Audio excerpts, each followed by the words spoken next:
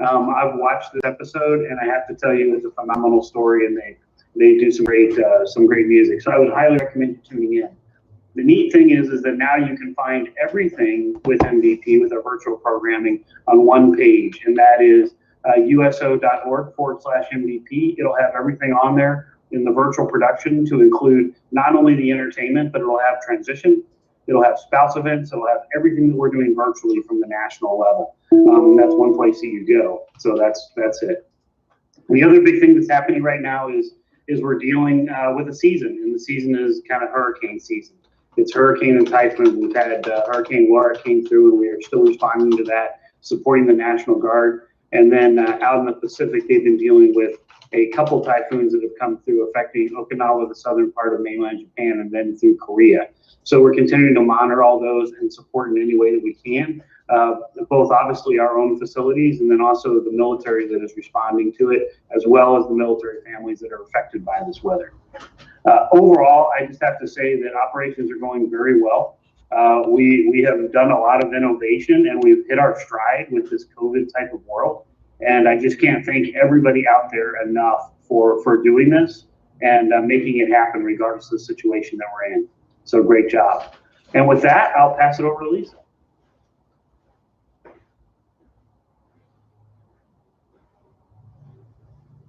Great, thank you, Christopher. And thank you all. It's great to have everybody with us today. And just wanted to echo the comments that Christopher and others have made about what a great job the team has done. JD mentioned early on that we've been fortunate enough to go into Q4 in a pretty strong financial position. We're about, at the end of July, we were about $600,000 off the net budget goal, which, considering all the puts and takes that he mentioned earlier is pretty incredible. And that's 100% due to all the fantastic work of everyone. I also just want to take a moment to thank our friends in IT and finance and operations programs and entertainment everywhere across the organization. There's no way we could have done this without you. The COVID-19 campaign that we launched in March has raised more than $5.2 million, which is pretty incredible. If you had told me we could have raised more than $5 million in several months in a global pandemic, I might have been a little skeptical. Additionally, we've raised more than $6 million in-kind donations. So once again, thank you guys so much. As we head towards the fall, here's what we're looking at. We, of course, will have our USO Holidays campaign, as we always do. Might look a little bit different than it has in years past, but be on the lookout for information on that. And secondly, we'll be rolling out some materials on how you can better leverage and opportunities for fundraising in Q4. And then finally, we're also going to be starting to roll out the materials for what we'll be doing next year in honor of our 80th anniversary. So be on the lookout. There's a lot to come. I just want to thank everybody again for the great collaboration and focus.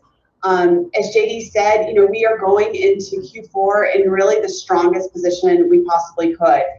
I don't know what Q4 holds for us. I really never do, but I certainly don't this year.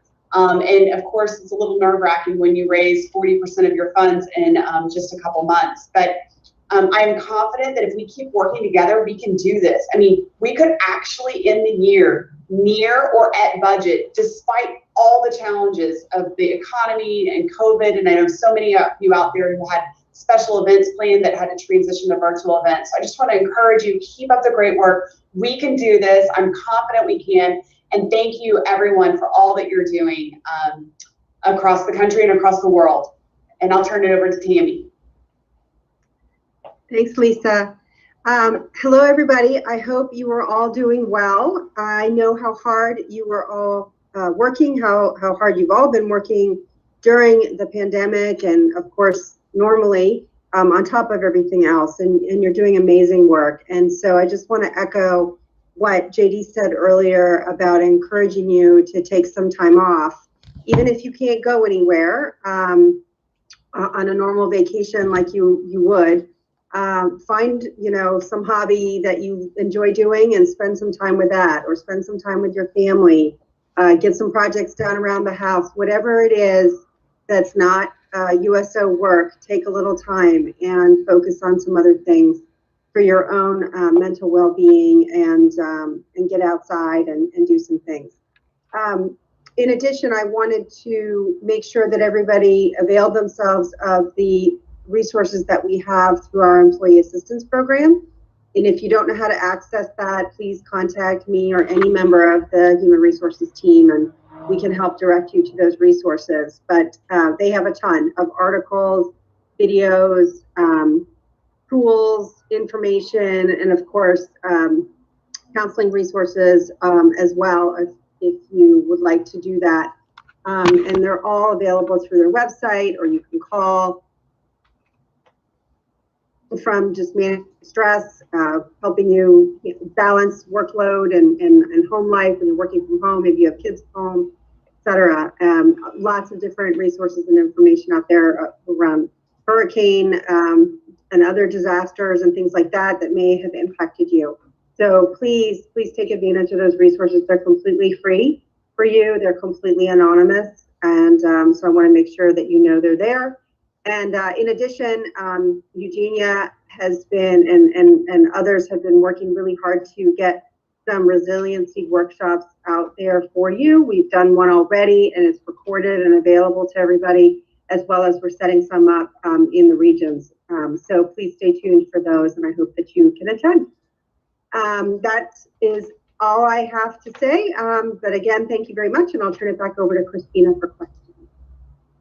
Great, thanks, Tammy. So just a reminder, if you guys have any questions, please put them in the Q&A function, which I believe should be at the top of your screen. It's got a little question mark. So Lisa, we're gonna start with you. There's a question about internal communication. So first a comment, then a question. So thank you for creating the internal communications position in Arlington. It has been extremely helpful to have one person we can contact when we aren't sure who can help us in Arlington. Are there any plans to increase the internal communications and trainings for us in the field?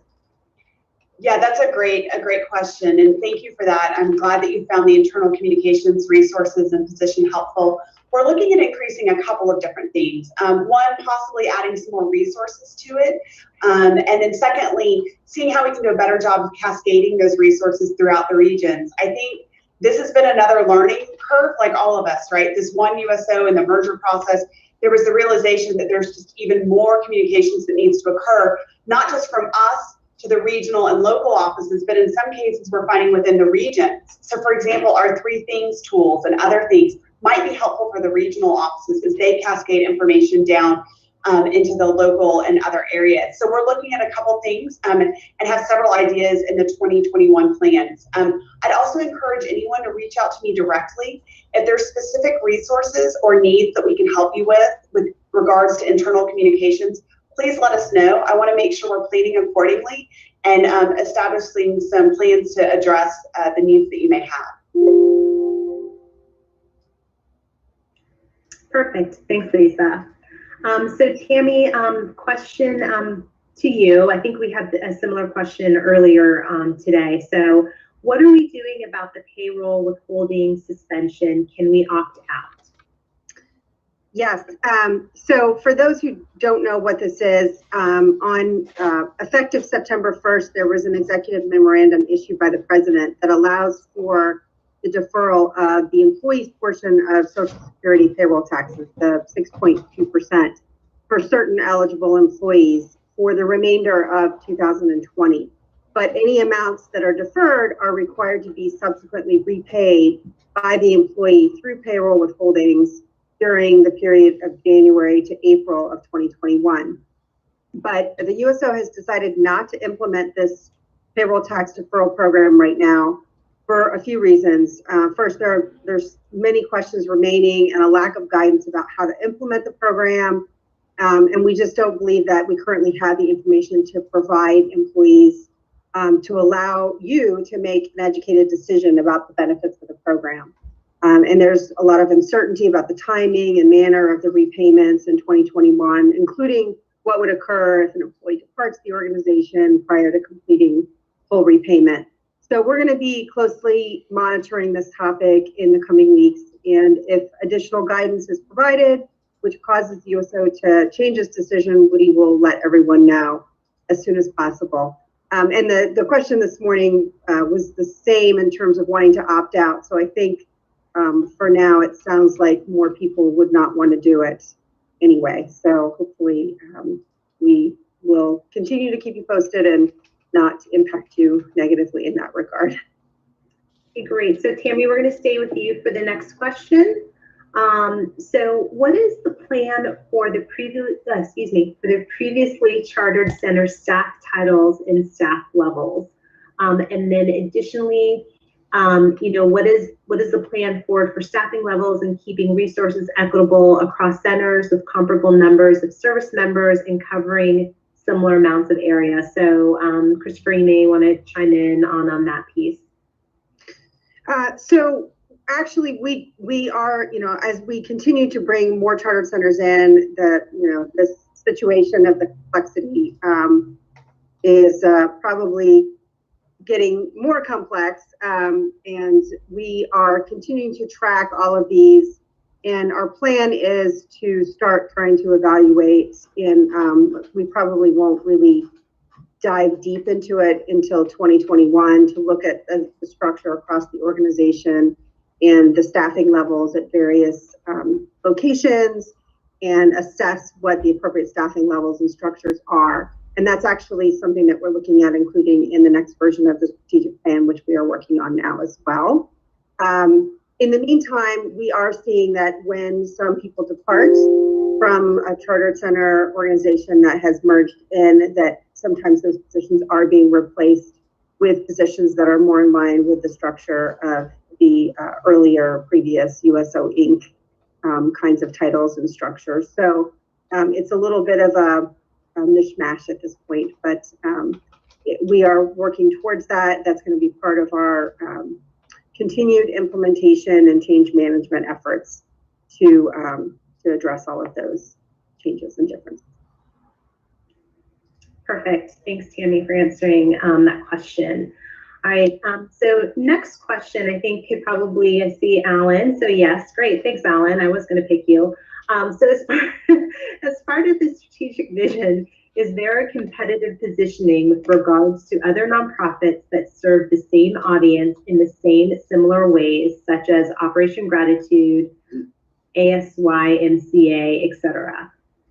Yeah, great. I think there's actually two ways to address this question, and I'll approach it maybe from our operational and our mission strategy. But I also think there's certainly when you think about competitive positioning, I think about that from in terms of marketing and fundraising as well. So Lisa might be able to add from that perspective as well. As it relates to mission delivery, I think there are such wonderful military support organizations out there, and our teammates in the field collaborate very, very well with many of them. I mean, ASYMCA is another one of those that's out there that is on installations where we are in many places, and we're able to collaborate and work really well with them.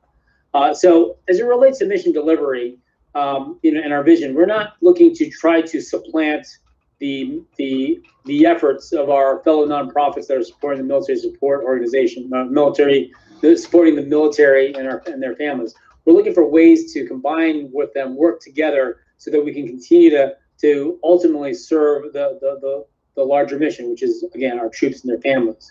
Now, that said, of course, each organization is going to also need to be able to compete for scarce resources as it relates to, donations, in-kind, volunteer time. So certainly we want to distinguish ourselves that way. From a mission standpoint, I think we have the breadth of offerings. Even in that small sampling of the other organizations, Jeff, that you mentioned there are so many things that we do that span well beyond those groups and even more. So I think there's always a place for us to be able to identify why the USO can be delivering that mission.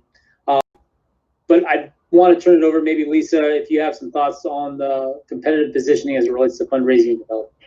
Sure, thank you. Thanks, Alan. So I think I may not be on the video quite yet, but I'll go ahead and start talking. So I think, one of the things that we're continuing to evaluate is how we can better position ourselves in a very competitive landscape for share of the donor dollar. And one thing that I would say is, while initially you think of course, our peers in the military and veterans nonprofit landscape. In many ways, we're competing with all nonprofits, right? And so I think it's not just about how do we position ourselves competitively with MSOs and VSOs, but also in the space overall. We are looking at some new brand initiatives in 2021 that would help address this larger issue of how we do position ourselves in the marketplace. I think one of the challenges we continue to face is with the military-civilian divide or drift, if you want to call it that. If people are not understanding the challenges our military faces, it's difficult for them to understand the critical role that the USO plays. So I would say that while I think we've certainly done some good work there, I think this is an area of growth for us and one that I'd like to continue to focus on in 2021. Perfect. Thanks, Lisa. All right, Tammy, we're going to head back to you. So I think this is an additional question or clarification from one of the previous questions, but will titles be changed to be uniform across previously chartered and direct centers? So yes, we would like to try to move to having more consistency and uniformity across all of our locations in terms of titles, whether it was a former direct or a former chartered center location.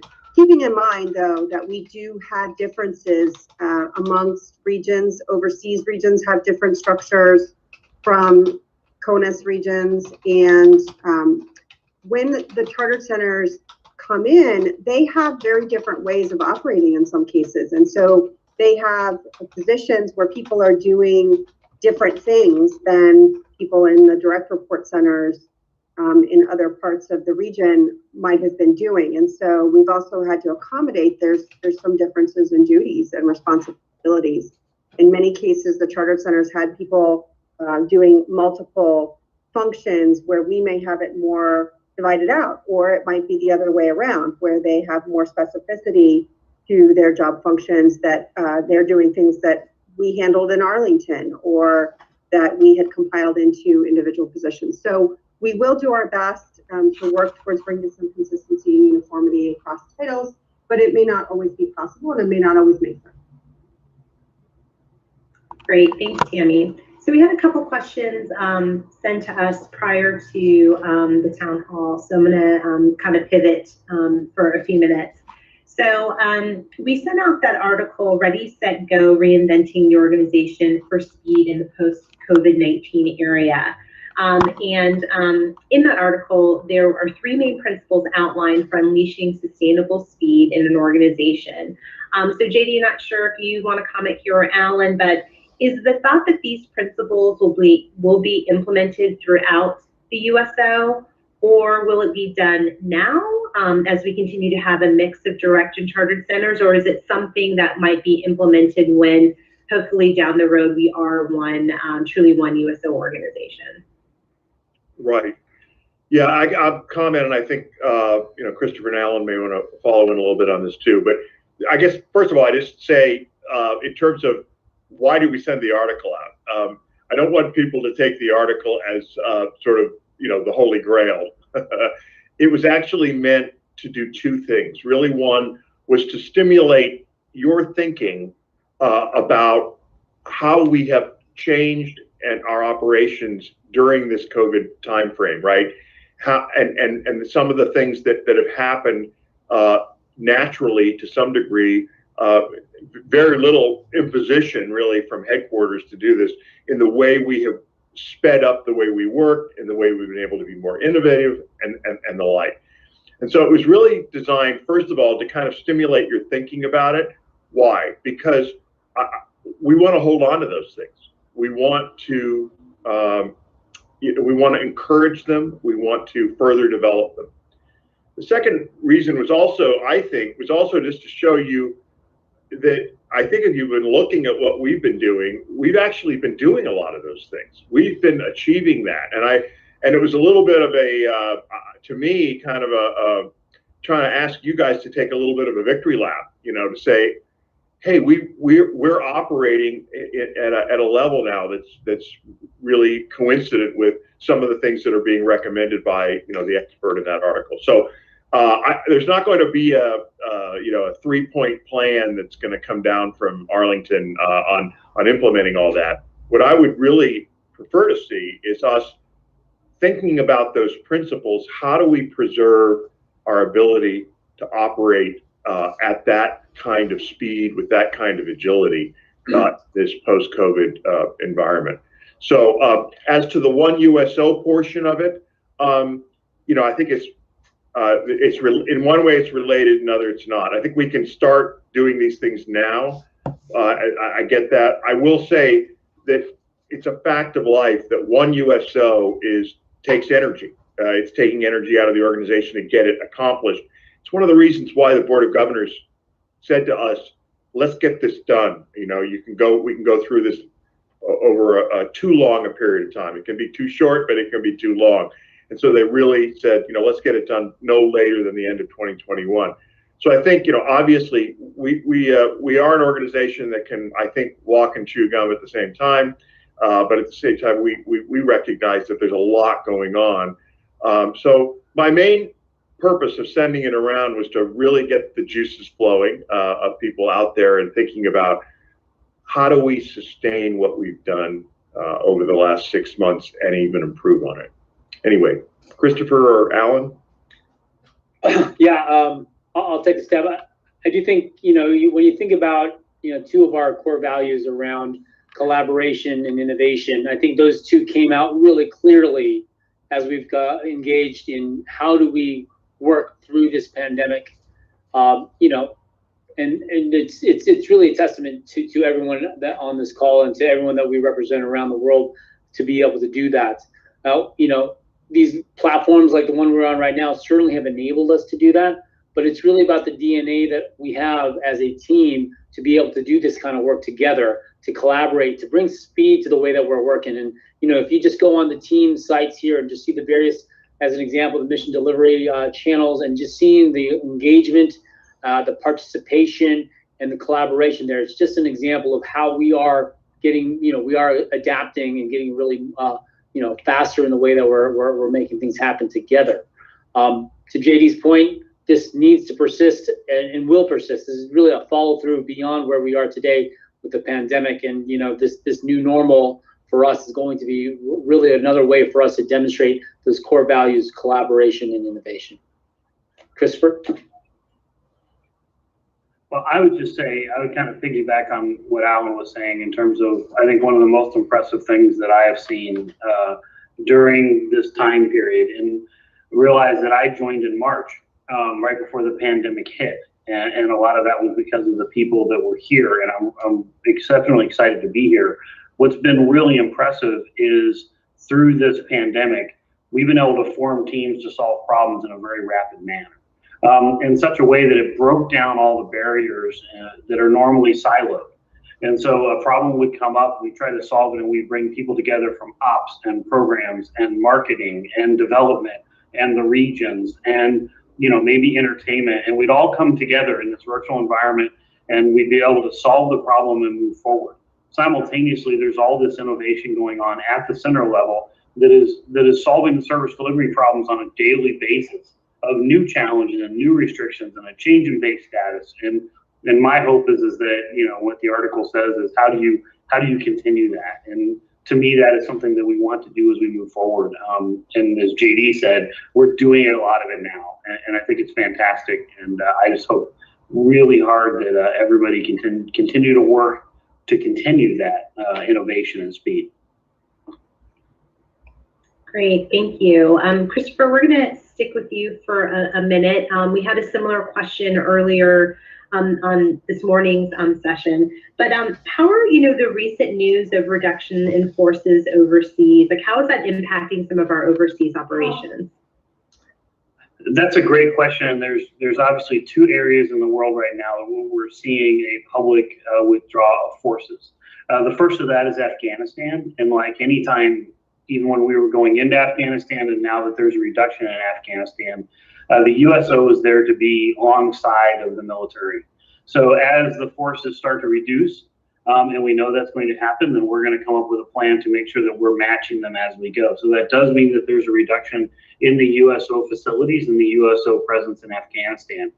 Simultaneously, we're always going to look for opportunities that opens and look for where military is being deployed and make sure that we, if it's right, to shift forces, and if not, then to withdraw them to make sure that we're matching the best that we can where the military is and providing the best services possible. Another one that has come up and was asked about this morning was about the changes, the future changes in Germany. Germany is a little bit different because a lot of the forces are moving to other places in Europe. So this means, once again, the USO has to do what we do so well, which is to reach out and make sure that we're going where they are. So in this case, we were just at the cusp of expanding, and we are going to be very soon having a center in Poland. Well, this is where a lot of the forces are moving. Some of them are staying in Europe or in England, so we're going to look at that. And then also some are moving down south towards Italy, so we're going to look at our presence in all of those locations and make sure that we're matched to what they're doing. Very few forces actually there are coming back to the States, and as they do, we'll make sure that the region that they're coming back to is set to bring them or to handle them as they come back. There's always going to be changes to where the military is postured, whether that's putting more forces into Guam, whether that's moving them around the United States, whether that's going through another budget cycle where they may close or open new bases. We're always going to be there, and we're going to adjust to serve them the best.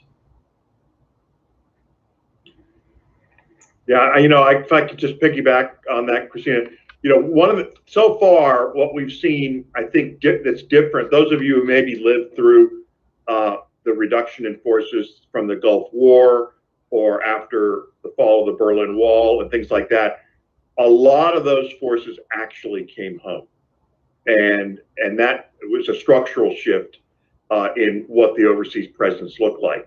What we're seeing more now is not so much them coming home as them moving to other places overseas, and that presents both a challenge and an opportunity for us, as Christopher said. And so we're staying real close and staying real close to those commands to make sure we know what the next need will be. Great, thank you both. Okay, so next we're gonna pivot back to Tammy. We've got a couple HR questions. So in the current Q&A chat, the question is, if you want to take a path for promotion, how can you use USO University to know which courses to help you move up? Looking at the list, it's not clearly defined to say if you want to get to this level, you should take these courses. Great question. So in SharePoint, if you navigate to the Human Resources page, there's an icon for careers, and there is information about the step promotion process, and under there should be some information about training resources associated with those promotions. In addition, I would recommend that you reach out directly to Kelly Lane, and Kelly can help you work through how to find particular things in USO University associated with that, or you can also contact Jason Dilley relative to step promotion process, and he can help direct you to courses as well. Great. So we have another question related to volunteers. So in an effort to retain and attract new volunteers, will USO leadership consider opening up USO University training and course catalog as an additional method and resource to support our volunteer workforce? That's a great idea.